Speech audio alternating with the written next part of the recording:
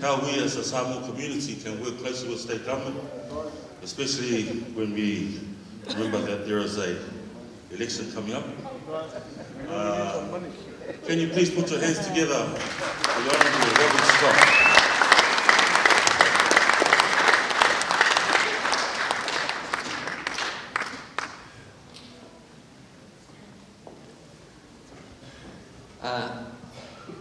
Thank you very much. Firstly, let me begin by paying my respects to traditional owners of the land on which we meet and paying my respects to their elders, both past and present. And I have to say it was beautiful to see the Samoan community honouring the traditional owners of our land with bringing the Aboriginal flag forward. And thank you for that. It's a lovely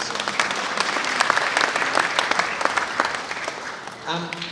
I'd like to acknowledge Her Excellency High Commissioner Patana, the Samoan High Commissioner in Australia, Councillor Heng Tak, the Mayor of the City of Dandenong, High Chiefs of Samoa, Church Ministers and representatives of the Victorian Samoan Advisory Council. I have a prepared speech, but after what I've witnessed this morning, I'd like to speak a little bit from the heart. The Samoan community is rightly celebrating Independence Day and the lifting of the shadow of colonialism from Samoa and the stepping, as was alluded to earlier, into freedom. And the Samoan people have a right to be proud of that achievement. And as it said, it was not achieved without toil, struggle and sadly the loss of life. And in Victoria, as the Multicultural Affairs Minister, it does me great honour to be invited here today to such a wonderful event. And I'll touch upon the words of the High Commissioner in part because her call to be a good citizen within the Victorian and Australian community and to preserve and celebrate the wonderful culture and traditions of Samoa gives true to the promise that we make in a multicultural society. You can come from any place in the world. You can come and bring what you have, your talents, your skills, but importantly the traditions, be it your faith, be it your culture, be it your language. You bring them to this culture and we welcome you. We welcome you, and your traditions and culture make us stronger.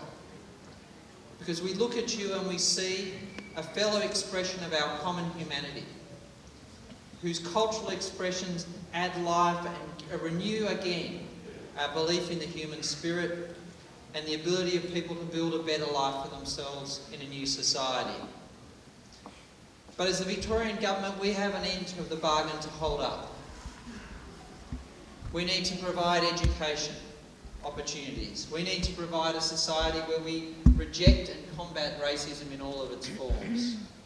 We need to give young people the opportunity to advance through education and have job opportunities in the society by creating the circumstances where that can thrive.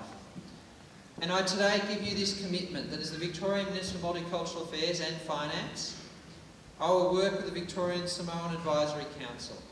I will meet with you. In fact, I spoke to my advisor. We need to meet and discuss the needs of your young people. Discuss the needs of your older people for services.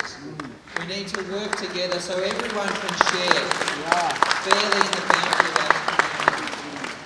We need to give it life and give truth to the promise we hold in a multicultural society that all share in its opportunity.